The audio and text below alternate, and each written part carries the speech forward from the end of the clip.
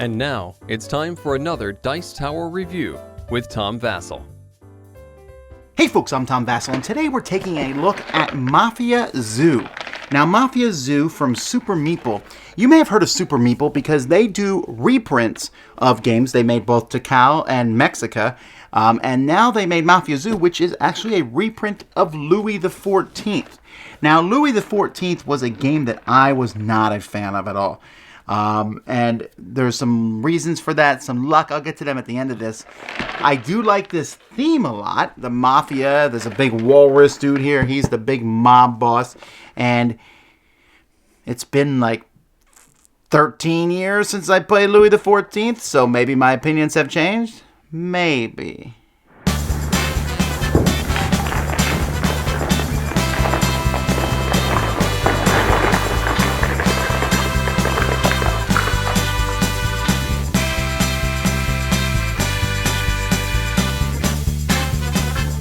Players are trying to get the most points in this game. Now, there's a couple ways to get points. One of them is by controlling buildings up in these neighborhoods. Start at the end of the round one, and there's 4 rounds in this game. You're going to have a chance to place your dudes here, your goons, in these places. And to place them somewhere, you start on one of these paths coming in, and you're going to need to discard whatever it shows. So this says get rid of a booze token plus 1 other token, get rid of a ring token plus 1 other token. And once you place one there, then I can go to the next one, or I could start somewhere else. It's up to me. When you place these are going to give you benefits. Sometimes they'll give you something at the beginning of every round, like this one here gives me a gem at the beginning of every round. But also at the end of the game, they're worth victory points. The other way for victory points are these tokens here. Getting these tokens, these are kind of like influence tokens. You're going to get points for each one that you have. There are neighborhood tokens. You get +1 for each neighborhood token you have. And for each set of 6 different ones, you get an extra point. And you also get a point for each one that you have more. So if I have more of these red ones than any other player, I'll get a point for that. So that's where most of the points in the game come from. The game, though, itself is going to take place mostly on the bottom of the board. So each round of the game, players are going to turn over a Godfather card. These are 4 random cards put there, and they're going to put the Godfather on one of these 4 central locations. And whoever wins that location is going to get an extra Godfather token. And these tokens are great because they're essentially wild tokens. Everyone is going to get dealt 5 cards from this bribery deck. And when you do this, everyone is then going to be playing these in turn order, starting with the person with the first player token. And you're going to play one of these cards. Until everyone has played 4 of them, you'll discard the 5th. When you play a card, you're usually going to bribe that person. Although you also can discard a card to take stuff from here and add it from your reserve to your slush fund. You can take 3 gems from here and add them to your slush fund. The slush fund is basically the gems that you have in front of you, and players are going to start with a certain number of them based on their turn order. When you play a card and bribe someone, you can put 1 to 4 gems on them. So let's say on number 4, I'm going to put 3 gems on him. So I can put 1 to 3 gems on a character. If I put more than 1, I can also then, following these red lines, move some gems to an adjacent person, and then I can continue moving them. So it's kind of a way to spread your gems out if you want to. Although, I could just leave them all there, or I could move 1 and leave 2 there, but you always have to leave 1 behind as you move them around on the board. There's also a few wild cards in the game. These are let you go with anybody, but then you can only put 2 gems. Or if you use these to add more gems to your slush fund, you can only move 2 gems. Once everyone's done playing the 4 cards, you resolve each area starting from number 1, 2, 3, 4, 5, 6, 7, 8, 9, 10, 11, 12. Now, there's these tiles that are placed on these at the beginning of the game, and they're placed randomly one side up or the other side. They're going to give you the same benefit, so this guy gives you 1 gun token. But what's on them is going to change possibly. If it says first on a tile, then whoever has the most gems there gets whatever it is. All their gems are then moved here back to the reserve. Everyone else gets their gems back to their slush fund. If it says money, so this one here says 4Z, and that's the money in this game, then the first person gets it for free, just like the other one. They pay their gems. Everyone else will get their gems back, but when you get your gems back, if you pay that much money, you also can do whatever it shows there. And each turn, when you turn over a Godfather card to show where the Godfather goes, you are also going to get a certain number of money. So the Godfather here went to number 4. Everyone will also get 3 money. So money can be used to go to win a spot even if you're not the winner. So you can get extra stuff the more money you have. And then there's also gems. As long as you have at least 2 gems on this spot, you will get 2 of these neighborhood tokens, which give you points.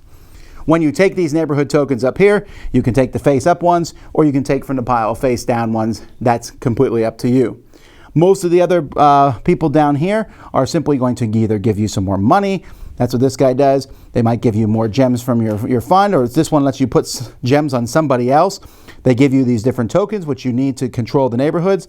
Or you can also get these informant cards. When you get an informant card, this is a kind of card you can keep, and you can play it while resolving these. It's a quick add some gems to a card. So it's kind of a last ditch thing, like, woohoo, you thought you were controlling that. I'm actually the one controlling that. And then after that, like I said, you'll put the goons up here based on what you've received, and you do that for 4 rounds straight. And so when placing goons up here, you're going to be thinking about how many points do I want, but also what sort of benefits do these give me? Like maybe if I go up here, I'm going to get more gems at the beginning of each turn. I don't have to waste a card moving gems from the reserve to my slush fund. Or maybe I want more money. The more money I have, I can go down here. So there's all different options that you have. At the end of the game, most points is the winner. The components and artwork for this game are fantastic. These gems are really nice.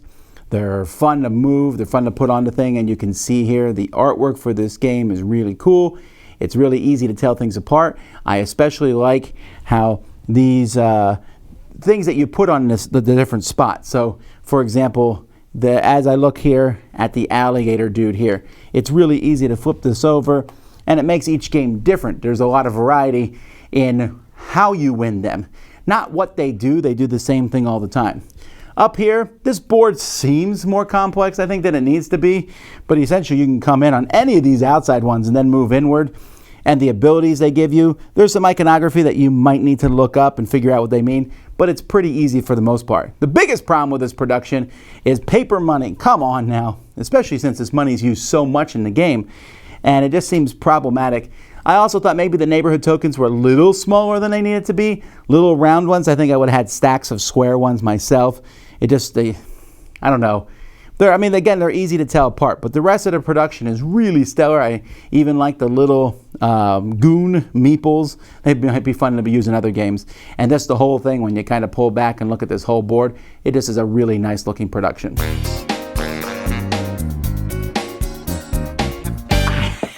I have to say, I really enjoyed this. So I went back and looked at Louis XIV, and part of one thing about Louis XIV is that in all the tiles you get there, you don't know what you're getting. So here, you can pick ones that you know, so those points at the end of the game are worth more. Not to mention the special abilities in this one felt more focused. It felt like a slightly streamlined version of Louis XIV. So I'm going to combine that with the fact that my tastes have probably changed over 14 years to say, I really enjoyed this one. Now, part of it is how amazing it looks. The theme is really well done.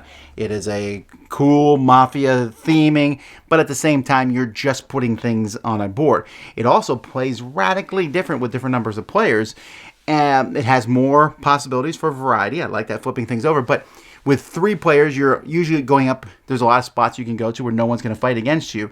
If you play with the full complement of 4, you're going to be running into other people more often.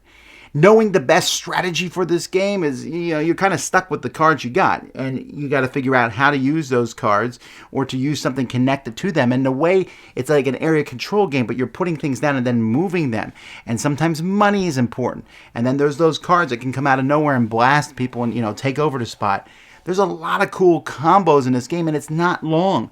The box said 60 minutes, and that is a dead-on assessment, maybe even faster than that, I guess, if you include setup and stuff. So other than a few minor things, I don't like the paper money. I feel like the paper, especially with how much you use it in this game. And, but it's the components are top notch. Super Meeple just makes amazing stuff. I guess it's a negative that this is not available in America. Hopefully a company works with Super Meeple and brings this over, because it's a really cool game. And if you have a chance to get it overseas, this is certainly one that would look really good in a collection. It takes the mob theme. It doesn't make it too mobby. I guess. It's, where there's not blood and guts all over the thing, and has that, it's more of like a fun gangster thing, especially since they're animals.